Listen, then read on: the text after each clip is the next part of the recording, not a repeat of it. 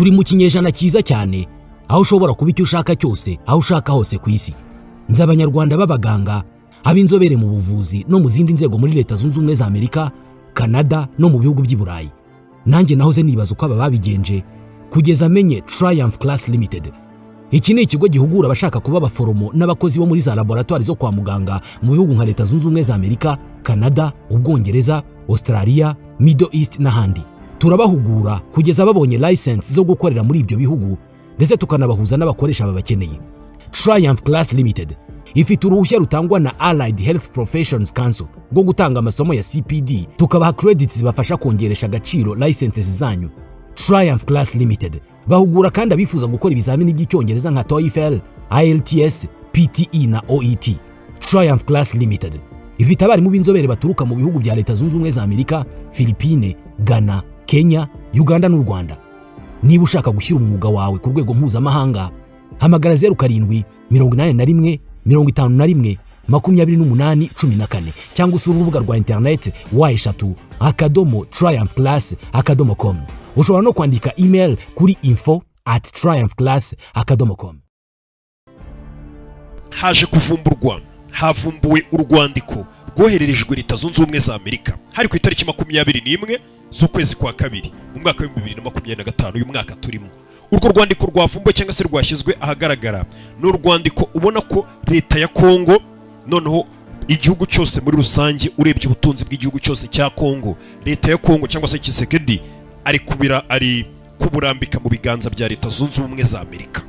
Mbega ubutunzi bwose bwa Kongo Leta ya Amerika ibukoresha icyo ishaka, barabubahaye, ariko nabo babafashe kurwanya umwanzi. Amerika ziyashinga ibirindiro, abasirikare ba Amerika bamanuka yari abatoza abasirikare ba Kongo, umutekano wabo urindwe ku buryo ngo nta wundi muntu uzongera kuba yakora ku mabuye ya Kongo usibye umunyamerika wenyine arwanya undi uwo ari we wese wajya kugira ngo muri Kongo ngagakora ku ibuye rya Kongo, uko Kongo bivuga ati mu buryo butemewe n'amategeko.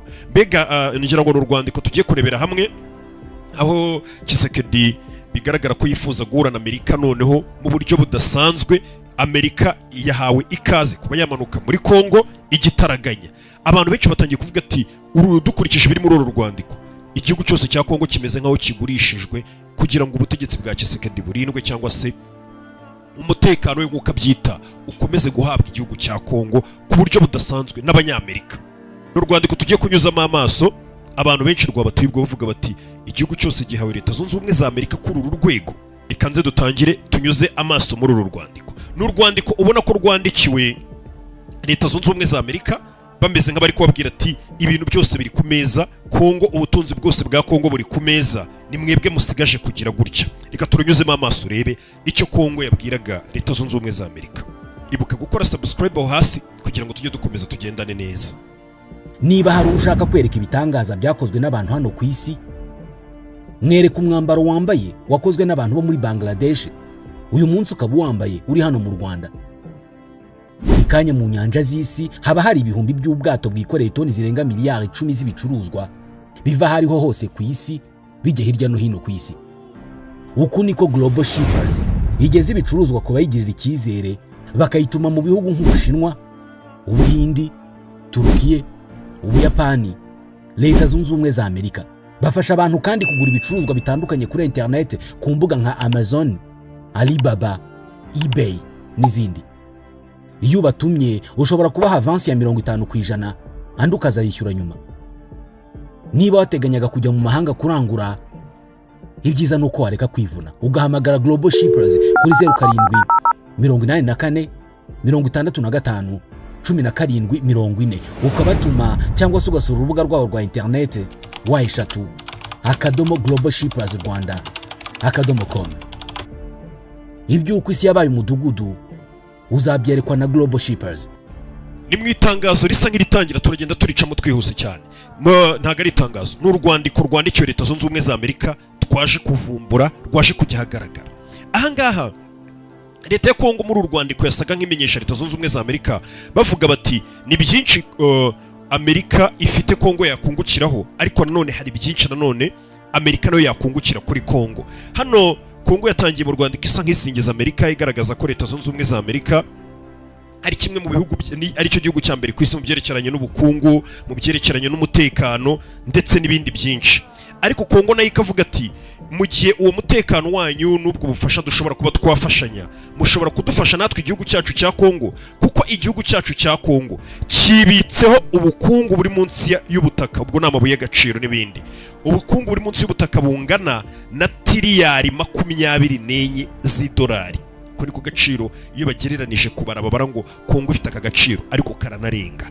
Kongo nayo yakomeje itangira mu rwandiko ireshya Amerika ibabwira ati nubwo muri igihugu gikize ku isi mufite umutekano n'ibiki byose, atariko natwe Kongo buriya mu butaka bwacu habarirwamo ubukungu bufite agaciro kangana na tiriyari 24. Ndetse muri ubwo bukungu akaba ari amabuye y'agaciro gahambaye cyane, ndetse amwe muri ayo mabuye y'agaciro ari munsi y'ubutaka bwa Kongo, namwe mabuye y'agaciro afite umumaro ku isi ya none cyangwa se muri ikinyejana cya 21 turimo, aho ayo mabuye ari munsi y'ubutaka bwa Kongo ari amabuye ashobora kwifashishwa mu byerekeranye n'umutekano, ubwo ni mu ntwaro za kirimbuzi, n'amabuye ashobora kwifashishwa mu nganda zikora ibintu bya energy, ndetse n'amabuye ashobora kwifashishwa mu bikoresho byose bya tekinoloji. Mbega ariyo se tugeze mu munsi wa none ya tekinoloji, ibikoresho byinshi. Mbega Kongo yari iri kubwira Amerika ngo byose bijyanye na gisirikare, tekinoloji, bijyanye n'inganda, ibintu byose by'ingenzi bikoreshwa muri ibyo bintu uko ari bitatu ni amabuye ari mu butaka bwacu bwa Kongo. Hano bari batangiye nyine bareshya Amerika bayibwira ngo dufite ibintu tuzi neza ko mwakenera. Ndetse hano Kongo yakomeje ivuga ngo igihugu cyacu cya Kongo nitwe bantu ba mbere twohereza amabuye yo mu bwoko bwa cobalt, ndetse nitwe ba mbere dukora tugira lithium, urwo nabwo ubwoko bw'amabuye, nitwe ba mbere tugira tantalum, nitwe tugira copper ndetse na uranium. Ati nitwe ba mbere tugira ayo mabuye. Ati muri urwo rwego rero dukoranye na Leta Zunze Ubumwe za Amerika twabasha kuyiha ibyo byose dufite, yo ikadufasha mu rwego rwo kugira ngo ibyo bintu bibashe gushyirwa ku isoko, bicuruzwe neza hirya no hino ku isi, mbega bigengwe cyangwa se bimere nk'ibikontrowe na Leta Zunze Ubumwe za Amerika. Nakubwiye ngo tugiye kumanuka turebera hamwe ibintu byose Kongo iri gusaba Amerika, ariko nureba neza urabona ko icyitwa ngo ni ubutunzi bwose bwa Kongo bameze nk'ababurambitse ku meza ngo Amerika ngwino ubufate noneho ubwitwarire. Ni mu rwandiko bandikiye Amerika, barwanditse mu ibanga rikomeye, bandikira Amerika, ariko urwo rwandiko nyine twaje ku rugongo twarubazaniye. Hano Kongo yakomeje ivuga ati icyo twifuza ni ugufatanya mu buryo na Leta y'Amerika, gufatanya mu buryo mu byerekeranye n'ubucuruzi n'ubukungu muri rusange, ariko by'umwihariko n'umutekano. Mbega natwe umutekano wacu ukaba uri kurindwa na Amerika wose 100%. Urwandiko ruje rukurikira, mu rwandiko rwabo bavuze ngo nubwo tubandikira urwandiko, ariko uru rwandiko rukurikiye nyuma y'uko Tshisekedi aherutse kujya ku karubanda, perezida wa Kongo agasaba Leta Zunze Ubumwe za Amerika ko zaza gukorana na Kongo cyane cyane mu byerekeranye n'ubucukuzi bw'amabuye y'agaciro. Icyo gihe Tshisekedi aho yavugaga ati turifuza ko Ubushinwa bwavamo, kuko busa nk'ari bwo bwari bwarugaruriye ibirombe byinshi cyangwa se ubucukuzi bw'amabuye muri Kongo, Amerika akaba ariyo yinjira. Uru rwandiko bakomeza bavuga ngo Senateri Pierre Kanda Kalambanyi ndetse nanjye turasaba ko mudutegurira inama yo ku rwego rwo hejuru, tugahura na perezida wa Leta Zunze Ubumwe za Amerika, agahura na perezida Felix Tshisekedi ndetse n'abandi bayobozi bakomeye bafata ibyemezo muri Leta Zunze Ubumwe za Amerika, kugira ngo tubashe gusinya cyangwa se kumvikana kuri iyi mikoranire y'igihe kirekire izahoraho. Bimake bari gusaba inama pana za nama, ujya kubona ukabona abayobozi bose ba Afurika bahagurutse bazigiye moya, bari gusaba ngo ya nama yo ku rwego rwo hejuru. Nimba barabonye ejo bundi n'umugabo wa Ukraine ukuntu yari kumwe na Trump bonyine, ubona hari n'abandi bakenya ku buryo bari kwemeza ibintu bafata ibyemezo bihambaye, nimba koko bagiye gusinya iyo deal. Niyo nama Tshisekedi ari gusaba Leta Zunze Ubumwe za Amerika ngo ahure na perezida Donald Trump n'abandi bafata ibyemezo bikomeye muri Amerika, kugira ngo ahave iyo deal bayirangije neza, ko icyitwa ubutunzi bwa Kongo cyose ngo gishyizwe mu biganza bya Amerika. Amerika nayo ikabasezeranya umutekano no kugira ngo ayo mabuye yabo ajya acuruzwa noneho binyuze kuri Amerika yonyine. Reka dukomeze dusomere uru rwandiko rwandikiwe Leta Zunze Ubumwe za Amerika. Muri uru rwandiko Kongo yakomeje ivuga ngo Kongo muri uru rwandiko yamenyesheje Leta Zunze Ubumwe za Amerika babwira ati twebwe by'umwihariko turashaka gukorana na Leta Zunze Ubumwe za Amerika bitewe n'uko Kongo icyo dushaka kumera nkaho turi guha Leta Zunze Ubumwe za Amerika. Ati mbega bakahita bamera nk'abari kubibutsa akamaro ka Kongo cyangwa se ibyo Kongo iri gushyira ku meza. Kongo yakomeje ibwira Leta Zunze Ubumwe za Amerika ati Amerika mugomba kumenya ko Leta ya Kongo cyangwa se igihugu cya Kongo nitwe bantu basapurayinga amabuye yo mu bwoko bwa cobalt 70% by'amabuye ya cobalt akoreshwa ku isi aturuka muri Kongo. Urumva ko Kongo ifite ifite ubutunzi buhambaye buri gihugu cyose cyakwifuza. Ibyo byo nta muntu wabishidikanyaho. Kongo hano yabwiye Amerika ibabwira ngo 70% by'amabuye yo mu bwoko bwa cobalt akoreshwa ku isi, ayo mabuye asangwa mu gihugu cyacu cya Kongo. 70%. Iyo ni amabuye asizweho kuba akoreshwa mu bintu by'ingenzi cyane. Niyo uzasanga ano mabatiri yose ubona, ano modoka yaje ingakoresha amabatiri, bino bintu byose ubona bikenera amabatiri byo ku isi byose rabizi ko bigakenera. Mu bintu byerekeranye n'umutekano hari uburyo n'amabuye bayifashisha mu mikufe n'ibindi byinshi, mu bintu by'amarange ano mabuye akoreshwa mu bintu byinshi cyane. Ayo mabuye ya cobalt 70% akomoka muri Kongo yose ari ku isi cyangwa se akoreshwa ku isi. Ndetse niyo mabuye akoreshwa no mu nganda zihambaye cyane. Ndetse Kongo yakomeje ibwira Leta Zunze Ubumwe za Amerika muri urwandiko, ibwira Amerika ngo Kongo kandi irakungahaye cyane mu byerekeranye n'amabuye cyangwa se n'ubutunzi bwitwa lithium, tantalum ndetse na uranium. Ati ayo niyo mabuye y'ingenzi cyane ari gukoreshwa muri iyi minsi ndetse n'ejo hazaza mu byerekeranye n'ibikoresho bya gisirikare bizaba bigezweho ku isi cyangwa se n'ubundi bigezweho uyu munsi wa none ku isi. Hakore n'izo ntwaro zihambaye ku isi bakoresha mu bwoko bw'amabuye n'ubundi bwose busangwa muri Kongo. Kongo yakomeje ivuga ati ni muri urwo rwego n'andi mabuye yose n'ubundi butunzi dufite muri Kongo dushaka ko biba hagati ya Amerika na Kongo, Amerika ikagifatanya na Kongo mu gucuruza ubwo butunzi hirya no hino ku isi, twese tukunguka, nta wundi muntu ubyivanzemo, mukaturinda abandi bana bari bo bose bajyaga baza gukura mu buye muri Kongo. Ngira ngo uyu munsi none bari kuvuga ngo kino gihugu cya Kongo bakubwira ko mu burasirazuba bwa Kongo ndetse na Kongo muri rusange hasagwa cyangwa se habarurwa imitwe igera yitwaje intwaro irenga 200.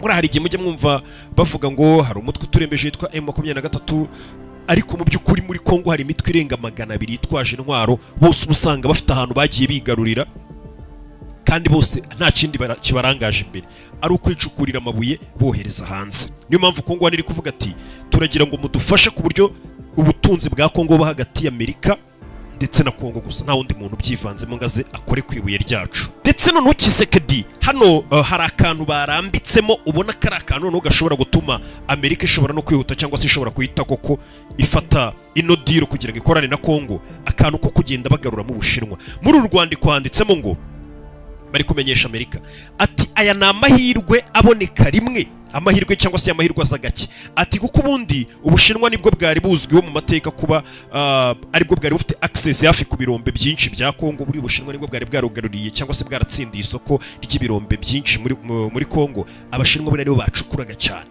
amabuye muri Kongo n'amabuye yose, nibo bari baratsindiye iryo soko. Ati rero leta ya Kongo yiteguye gukuramo Abashinwa akanya kari kose kugira ngo Amerika izisimbura Abashinwa. Abanyamerika muze mutangira bari mu mwicukurira kuri ayo mabuye, tugirane ubwo bufatanye. Sasa kubwira Amerika Umushinwa n'ubundi bahora bahanganye. Amerika ivuga ati Umushinwa ari kudusiga kubera ibikoresho ari gukora ayo mamodoka y'ama electric n'ibindi byose bitewe n'ayo mabuye bakura muri Kongo. Kubwira Umunyamerika ati Umushinwa bisa nkaho muhora muhanganye kugira ngo ikimwe kibe igihugu cy'igihangange n'ikindi, kuko Amerika buri gihe ihora yiramanta. Twagiye tubona Trump avuga ati twarasigaye, Umushinwa aradusize mu iterambere, Ubushinwa bwaduteranye imbere twe duhugiye ngo mu bintu by'intambara n'ibindi byinshi tutazi, Umushinwa ari kudusiga mu iterambere. Gukomeza rero kubwira Trump cyangwa se Amerika ngo Umushinwa arakurwa muri aya mabuye y'agaciro, mwebwe muhite muza mu musimbure, ibyo yakoraga mwese tubashyire mu ntoki n'ibirenze by'Umushinwa yari afite. Aho ngaho Amerika ishobora kwita ibyumva vuba. Nabo barabizi ko Amerika n'Ubushinwa bahanganye, niyo mpamvu n'abakeba, niyo mpamvu nyine mu rwandiko no bakomeje kugenda bereka Amerika tumushinwa rega hana ari kubyungukiramo, mwebwe muri kubihomberamo, mwaje tukabaha igihugu Umushinwa tukamukuramo, kugira ngo bakomeze bareshya umukiriya cyangwa se bareshya Leta Zunze Ubumwe za Amerika zibyumve vuba. Se ko muri uru rwandiko no banditsemo impamvu ivuga ngo mu gihe Amerika itari kuza gukorana na Kongo hari ibintu bigera muri 3 Amerika iri guhomba. Uru ni urwandiko ndi kubasomera. Icyambere babwiye Leta Zunze Ubumwe za Amerika ati mwebwe Leta Zunze Ubumwe za Amerika mu gihe cyose mutari kuza ngo mukorane na Kongo muri guhomba cyangwa se hari kujyamo icyuho kinini cyane ko ibihugu muhanganye ari byo biri kungukira mu isoko ry'amabuye cyangwa se ry'ubutunzi bwa Afurika rikabwigarurira, mwebwe ngo muri aho ngaho muri Amerika. Atugasanga ibihugu muhanganye bya bindi byitwa ngo ni ibihugu by'abakeba biri kwigarurira ubutunzi bwa Kongo bibaterana imbere, mwebwe muri aho ngaho. Mbega ni uko babwira ati Amerika ikintu cya mbere muri guhomba, ibihugu by'ibikeba cyangwa se muhora muhanganye bikungukira mu isoko rya Afurika, mwebwe mutari kuza kurifatirana bigishyushye. ikindi cya kabiri, Kongo yakomeje kuvuga ati kutaza gukorana na Kongo biraza gutuma inganda za Amerika n'ubushobozi mu by'ubwirinzi, ubwo ni mu bya gisirikare, bishobora kwisanga mu kangaratete, kuko Kongo ifite amabuye ashobora gukoreshwa mu nganda ndetse no gukoreshwa mu nganda zikora ibyerekeranye n'intwaro. Amerika igakomeza kuba igihugu cy'igihangange mu byerekeranye n'intwaro mu gihe cyose yaba iri gukorana na Kongo. Bino nibyo Kongo iri kubwira Amerika ati ibyo Kongo Amerika iri guhomba mu gihe itari gukorana na Kongo. Ikindi cya gatatu, Kongo yabwiye Amerika ko iri guhomba mu gihe itari gukorana na Kongo. Mbega ni nko kubabwira ati mbanguke mugire muze dukorane tubihera amabuye. Komeje bagaragaza ko nanone ubukungu bw'ibya bihugu bindi bihanganye na Amerika buri kugenda bubizamukiramo mu gihe ubwa Amerika bukomeza gusa nkaho bugenda busigara cyangwa se bujya ku rwego nk'ubw'ibyo bihugu, kubera ko ibyo bihugu biri kungukira ku bukungu buri gukurwa muri Kongo. Mbega babwira Amerika ati mubanguke kuko muri guhomba, muze mufasha amabuye, muze mufasha igihugu. Ndetse muri iyi letere ndi kugusomera, leta ya Kongo yakomeje ibwira Leta Zunze Ubumwe za Amerika ibabwira ngo ati impamvu twebwe twifuza gukorana na Leta Zunze Ubumwe za Amerika nuko dushaka ko Leta Zunze Ubumwe za Amerika zitugarurira umutekano mu gihugu cyacu. Kongo hano mu Rwanda yakomeje ivuga ngo hashize imyaka irenga 20 igihugu cya Kongo kidafite umutekano. Ibi byose kandi bikaba biterwa n'imitwe itwaje intwaro ariko ishyigikiwe n'ibihugu by'amahanga mu rwego rwo kugira ngo baze batwibira amabuye yacu y'agaciro. Akaba ariyo mpamvu tugira ngo muze mudutabare icyo kintu nk'Amerika. Kongo yakomeje ibwira Amerika ivuga ngo abarenga miliyoni 15 bamaze kwicwa muri iyo myaka irenga 20. N'abantu benshi cyane. Ati ibyo ngibyo bikaba bituma Kongo ari cyo gihugu cyabayemo intambara cyangwa se amahana atabaho n'ibyago bikomeye cyane nyuma havuye intambara ya kabiri y'isi. Kongo niyo nanone ngo imaze gukurikira mu kuba yarabuze abantu benshi, yarapfushije abantu benshi, yarabayemo ibyago biteye ubwoba cyane. Ata benshi bakuye mu byabo, urugomo ni rwinshi, uburenganzira bwa muntu burahonyorwa muri iyo myaka yose. Ibyo byose bitewe no kugira ngo iyo mitwe yitwaje intwaro ikomeze icukura amabuye yacu y'agaciro. Leta ya Amerika bakomeje bayimenyesha ngo ubwo bucukuzi cyangwa se kukuza kudusahura amabuye yacu y'agaciro ahenze cyane, ayo mabuye niyo usanga ajya ku isoko mu buryo butazwi, ya mabuye yisanga y'agaciro yisanga ku isoko mu buryo butazwi, ari byo bishobora kuba byatuma habaho isoko ritemewe n'amategeko ku isi, ndetse bikanatera inkunga amaleta akora ibyaha cyangwa se y'abagizi ba nabi, ugasanga izo leta z'abagizi ba nabi ziri kubyungukiramo, ziri gutera imbere kubera ko amabuye asohoka mu gihugu cya Kongo mu buryo butemewe n'amategeko. Ati niyo mpamvu mukwiye gutabara. Ndetse leta ya Kongo yakomeje yandikira Amerika ibabwira ati guhera mu mwaka wa 2022 guhera ku tariki 22 z'ukwezi kwa mbere 2025, ati hari abaje cyangwa se ubwo n'abagizi ba nabi cyangwa se abanzi b'igihugu cyacu baje bigarurira igice cy'ubutaka bwa Kongo kingana n'10%, ndetse abo banzi bacu bigaruriye ahantu h'ingenzi hasangwa amabuye y'agaciro kurusha ahandi. Ati iyo mitwe niho yaje irigarurira, ubwo bavugaga M23 nyine. Ati guhera tariki 22 z'ukwezi kwa mbere hari abanzi bacu baje bigarurira ubutaka bungana n'10%, ndetse ubwo butaka busangwamo amabuye y'agaciro ahambaye cyane. Ibyo ngibyo biri gushyira aka karere kacu kose turimo umutekano wako mu kangaratete, ndetse bikanahungabanya ibyerekeranye n'ubukungu muri rusange. Ndetse bakomeza bavuga ati abo bantu bigaruriye igihugu cyacu 10% by'ubutaka bwacu, bavuga M23 ishyigikiwe ngo n'u Rwanda, bakomeje kubwira Leta Zunze Ubumwe za Amerika bavuga ati ibyo ngibyo nibyo bigenda bigatuma habaho ubucuruzi butemewe n'amategeko, kandi ubwo bucuruzi bw'ayo mabuye y'agaciro butemewe n'amategeko Leta Zunze Ubumwe za Amerika bukaba zitabizi, zitabasha no kubikontorora. Ati amafaranga avuye muri ibyo niyo usanga agenda n'ubundi akajya kugura za ntwaro mu buryo butemewe n'amategeko. Atariyo mpamvu mukwiye gutabara igitaraganya. Ati ni muri urwo rwego twifuza ko aya masezerano dushaka kugirana na Leta Zunze Ubumwe za Amerika, Kongo na Amerika bagomba kugirana amasezerano y'uko Amerika igomba kudusezeranya umutekano uhambaye.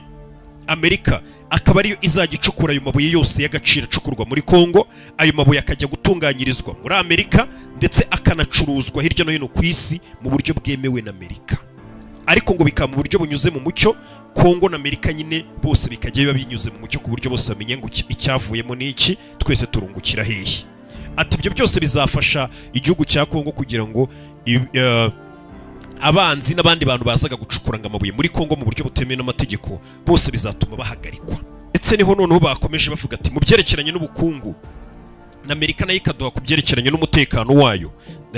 Kongo hano yakomeje ibwira Leta Zunze Ubumwe za Amerika babwira ati tuzabaha uburenganzira bwo kuba rimwe muzakora ibyo byose byerekeranye no gucukura, gucuruza no kohereza amabuye hanze mu rwego rw'uko namwe muzatuma umutekano uhagije. Ibice byose by'ingenzi bisangwamo amabuye y'agaciro muri Kongo byose tubibashyize mu biganza rimwe mu bikurikirana. Ariko Kongo nayo yamanutse hasi igira ibyo isaba Leta Zunze Ubumwe za Amerika. Kongo muri uru rwandiko yasabye Leta Zunze Ubumwe za Amerika ngo Leta Zunze Ubumwe za Amerika mwebwe icyo mugomba kuduha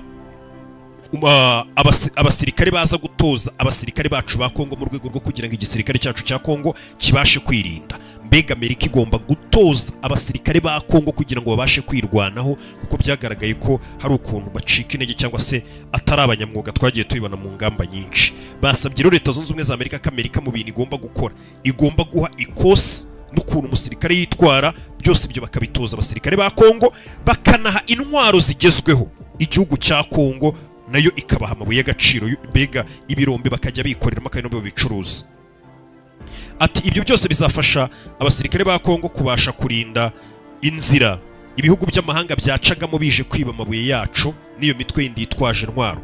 Ati bizatuma abasirikare bacu ba Kongo batojwe na Amerika noneho babasha kurinda izo nzira zose haduyi yajya gacama aje gutwara amabuye yacu. Ndetse Leta ya Kongo yemereye Leta ya Amerika kuba Amerika yaza gushinga ibirindiro byayo muri Kongo.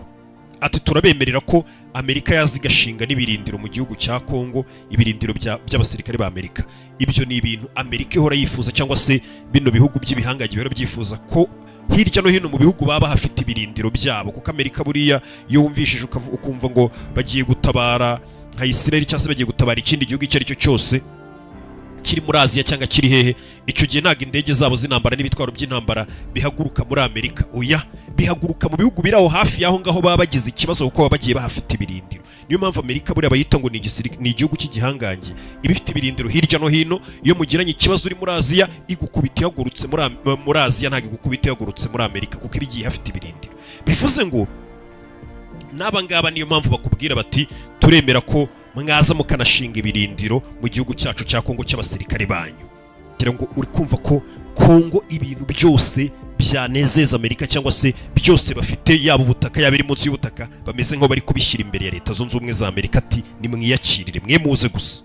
So bavuze ati Amerika turashaka ko ishinga ibirindiro by'abasirikare bayo mu bice byose by'ingenzi bigiye birimo amabuye y'agaciro yagasani. Icyo kintu ari kuri kucyumva. Kongo yabwiye Amerika ati so kuza gushinga ibirindiro by'abasirikare banyu gusa muri Kongo, ahubwo murashinga ibirindiro by'abasirikare ba Amerika muri buri duce twose twa Kongo tuzwiho kuba dutunze amabuye y'agaciro mu buryo buhambaye, cyangwa se twa duce dukungahaye mu byerekeranye n'amabuye y'agaciro munsi y'ubutaka. Ataho hose Amerika nigende yashinga ibirindiro byayo bya gisirikare. Urumva ni nko kwihera Amerika n'ubundi, no kuvuga ngo ahantu Amerika yashinze ibirindiro byayo bya gisirikare nta basirikare ba Kongo baba barimo, Amerika yajya yicukurira n'ibintu byose, cyangwa se yagitwara ibintu byose n'ibyo Kongo itanazi n'ibiki byose, kuko n'ubundi haba ari mu birindiro byabo. Ndetse Kongo yakomeje inavuga ati turashaka ko Leta Zunze Ubumwe za Amerika ziza muri Kongo, abasirikare ba Amerika bakahita basimbura abasirikare b'umuryango w'abibumbye b'imburamukoro ngo barinde amahoro muri Kongo, ariko tukaba nta mahoro tugira. Ati turifuza ko abasirikare basimburwa n'abasirikare ba Leta Zunze Ubumwe za Kongo. Hano bakomezaga basaba ati mutegure inama na Perezida wa Leta Zunze Ubumwe za Amerika Trump vuba, kugira ngo ano masezerano tuhite tuyarangiza vuba byihuse cyane. Ubona ko ari diro ishobora kuba igiye gukunda byihuse cyane. Abasirikare ba Amerika bakaba bahita bamanuka muri Kongo, kandi bari abasirikare ba Amerika kumanuka muri Kongo cy'Amerika se ijambo ryayo iyivuze ibintu, ngira ngo muzi ukuntu ibintu bita bihinduka, cyangwa se ijambo rya Amerika muzi ukuntu rihindura ibintu byinshi cyane. Ndetse hano Kongo yakomeza kugaragaza ko mu Rwanda ikora amasezerano yo kugira ngo bizamure ubukungu bwa Kongo, ibintu ubutunzi bwa Kongo buyigirira akamaro, ndetse bugire n'akamaro Afurika muri rusange, cyangwa se n'aka karere turimo. Ngira ngo ni nabyo mwabonye n'igihugu cya kino gihugu cya Ukraine nacyo mu minsi ishize cyabwiraga Amerika, cyangwa se Amerika yarakibwiraga ati nimba mushaka ko tubafasha muraduha access ku butaka bwanyu bubamo ibirombe, tujye tuza natwe twicukurire ku mabuye y'agaciro kugira ngo dukomeze dufashe Ukraine mu ntambara zanyu. Bivuze ngo uyu muyobozi uriho muri Leta Zunze Ubumwe za Amerika we rwose ahantu hari inyungu zishobora kugirira akamaro Amerika abariyo yakomeje no kugenda bitangaza. Ngira ngo mu minsi ishize nyine ibyo wabonaga ari kubwira Ukraine ese na Kongo yaba ariko agiye kuyibwira cyangwa se byaba ariko bigiye kugenda na Kongo igiye kuzamuka. Ngira ngo Ukraine ejo bundi yari yazamutse kugira ngo isinyane amasezerano na Trump, nubwo byaje gupfa nyuma n'ubu ngubu byanze, ariko deal yari yarangiye nuko perezida wa Ukraine hari ukundi kuntu yitwaye cyangwa se we hari ibyo yasabaga bitandukanye n'ibyo Tshisekedi yari gusaba. Ko Tshisekedi we urabona ko ibintu byose ari kubi Amerika, icyo Amerika yamubwira cyose we nicyo yakora, ntago ari buyigore. Kandi na Ukraine byari byarangiye deal yari igiye gusinywa ngo Amerika ibafashe, ariko nabo babaha amabuye y'agaciro. Bivuze ngo Amerika ikeneye koko ayo mabuye y'agaciro, nako nta n'umuntu utayakeneye ku isi, kuko buriya Kongo niyo bita ngo ni ibihaha by'isi. Kongo bayita amazina menshi agaragaza ko Kongo ubukungu bwayo mbega buhetse isi yose muri rusange. Katuze kureba ese abanyekongo barabivuga hiki, abatatangiye kubyishimira bavuga ati bino ni nko kugurisha igihugu cyane cyane mu bw'inyungu za perezida uriho.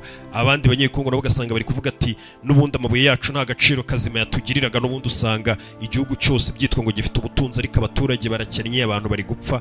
Ati wenda Amerika ije ibintu byasubira ku murongo, nubwo Amerika yaba imeze nk'aho iri kubyitwara ariko byibura natwe hari inyungu twabonaho. Ariko ibyo nibyo bari barahaye n'Ubushinwa ngo bubakire imihanda bugire gute, ariko n'ubundi bikanga ntibigende. Kubera iki? Amafaranga abayobozi ngo barayiriraga yabaga yari amafaranga ajya ku mifuka yabo. Reka turebe nimba Leta Zunze Ubumwe za Amerika rero kuko ziri buze gutumira Tshisekedi kugira ngo basinya no masezerano birangire, turebe nizihe mpinduka ziri buze kuba. Ndaza kuza kugaruka dukomeze turebere hamwe impinduka ziri kugenda ziba. Ibuka gukora subscribe hasi kuri YouTube channel yanyu.